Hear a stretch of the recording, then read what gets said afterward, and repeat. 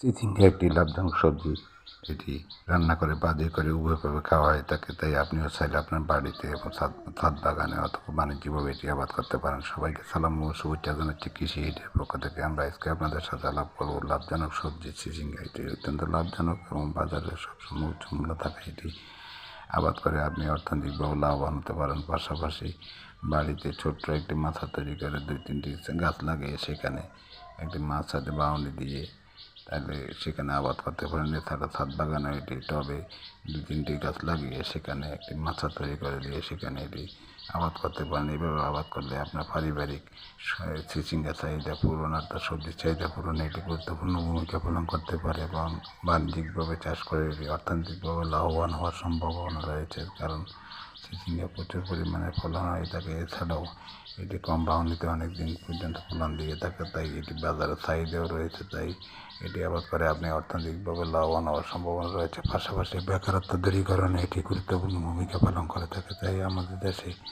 চিচিঙ্গা একটি জনপ্রিয় সবজি। এই চিচিঙ্গা উৎপাদন করে আপনিও পারিবারিক পুষ্টির চাহিদা পূরণ এবং বেকারত্ব দূরীকরণ এটি বাণিজ্যিকভাবে চাষ করে অর্থনৈতিকভাবে লাভবান হওয়া সম্ভব। তাই এটি আবাদ করার দিকে আপনি নজর দিতে পারেন। চিচিঙ্গাতে একটি সমস্যা হলো এটি ফল ছিদ্রকারী পোকার আক্রমণ হয়ে থাকে। তাই ফল ছিদ্রকারী পোকার আক্রমণ থেকে রক্ষার জন্য আপনাকে নিয়মিত সেক্স ফেরোমন ফাঁদ ব্যবহার করে সেখানে যদি একটি লিঙ্ক ব্যবহার করতে পারেন, সেক্স ফেরোমন ফাঁদ ব্যবহার করলে এই যে দেখুন বাঁকা হয়ে আছে চিচিঙ্গাগুলো, এগুলো ফল ছিদ্রকারী পোকার আক্রমণ অর্থাৎ বোম্বা পোকার আক্রমণে হয়েছে। এই বোম্বা পোকার আক্রমণের ফলে দেখবেন আপনার চিচিঙ্গাতে একটি আঠার মতো একটি অংশ বের হয়ে থাকে।